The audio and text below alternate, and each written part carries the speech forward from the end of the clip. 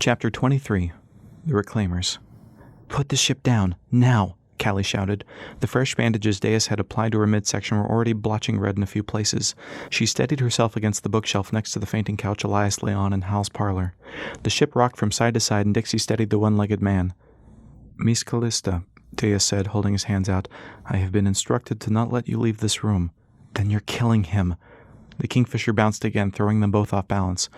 "May I remind you that there is a battle still going on outside?"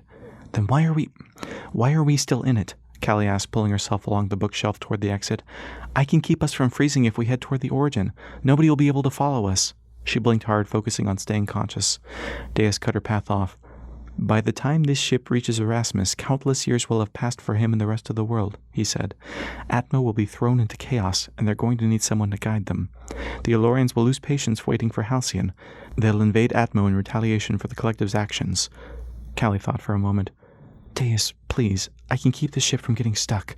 Her stomach shot a new wave of pain through her, causing her to cringe. "Are you so certain of that as to risk the world?" Deus asked. She wasn't. For all she knew, the serum Lupava had given her might have been temporary. Deus sighed. "Callista, I need you to understand something. You are the last surviving child from the train. I found your adoptive parents and only released you upon the condition that they take you as far away from the time origin as possible," he said. "I can't let you do the exact opposite of that." "The last?" Callie asked. To hear someone finally confirm her suspicions gave her an odd relief in the wake of learning that everything about her past was a lie. But such truths would have to be examined later. If there was a later. "Yes, and it has pained me to watch each child die off," Deus said, compassion filling his eyes. "Something happened to them after all their time in that tunnel. Please don't let me fail my mission." "Ras kept me alive," Callie said half to herself. "Time is everywhere, Deus. Maybe being in Verdant helped, but the only thing that stopped my pain was Ras." She swayed, and Dixie stood to support her. "And I'm not about to let him die when he spent most of his life keeping me alive. Let me take a shuttle. You're in no state to go—" "I'll fly her down there," Dixie said, getting a better grip on Callie. "If we get stuck in time, then we get stuck in time. I'm all right with a fresh start."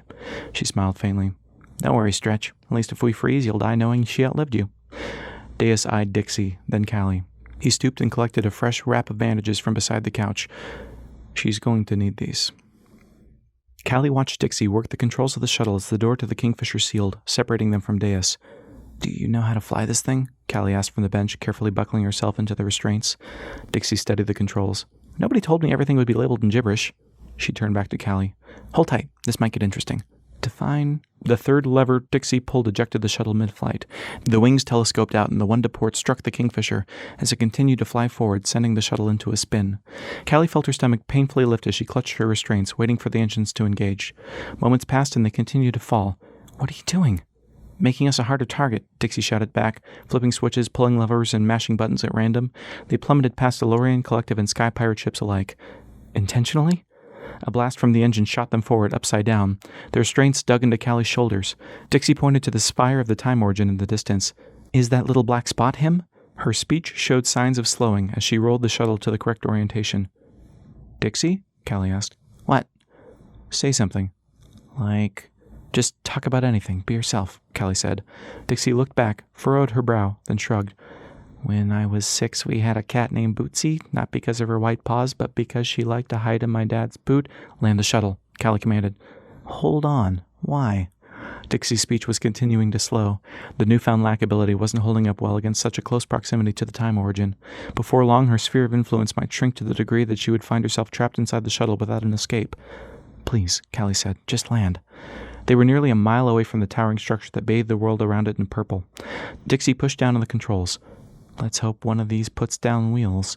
She played with the controls. Console lights flicked off, windshield wipers swiped, and a bout of static across the speakers. Finally, the ship lurched silently. "I think that might have done it." "Might?" "We're landing one way or another," Dixie said. "What's the rush?" Deus was right. I would have gotten the Kingfisher stuck. Dixie evened up the shuttle, then descended until they skimmed along the ground. "What are the chances he's alive?" she asked. "I don't know." The shuttle dropped, bouncing on the craggy ground. Dixie pushed the controls back down, forcing the ship into a rough landing and an eventual halt. Callie undid her restraints. "Hopefully I'll be back before you know it."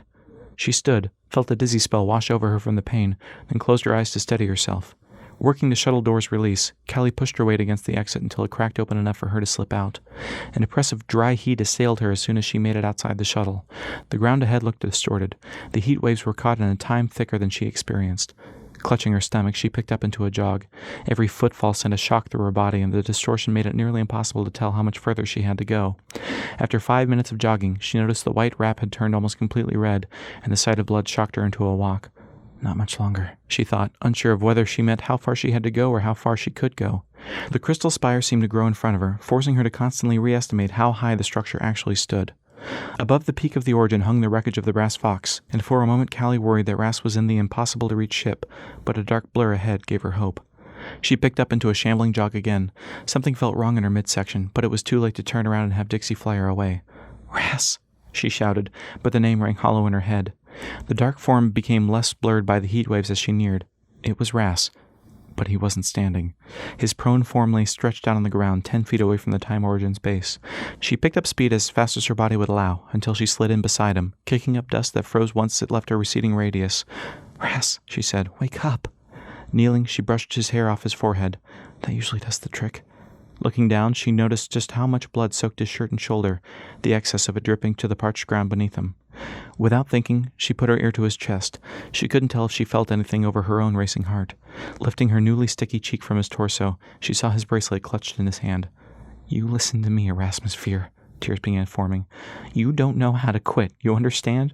You'd never given up on me before, so you can't start now." She dropped to her side, wishing she could have done more. Placing her hands on his left arm, she shook him violently until the pain knotted to an unbearable level. "I was supposed to stop them, not you. You were supposed to go home and have a family again." The deep pulse of the Time Origin seemed to grow louder, as if welcoming her towards sleep. The sound of the wind came to her ears, joined by the crackle of fire rushing toward them. Above, the Brass Fox had dislodged itself from its moment in time and raced towards the ground. It crashed down 10 feet beside them, sending debris flying. Callie instinctively shielded Ras from the scraps of glass and flaming wood. She then looked back to Ras's bloody face as the calm returned. She wiped away a tear. "I'm your navvy, and you're not supposed to go anywhere unless I tell you." The pain forced her to lay down next to him. Struggling to shift his left arm out, she rested her head in the crook of his shoulder. There was comfort there, like the side of her head was made for it. "I love you," she said softly, closing her eyes. "I always have."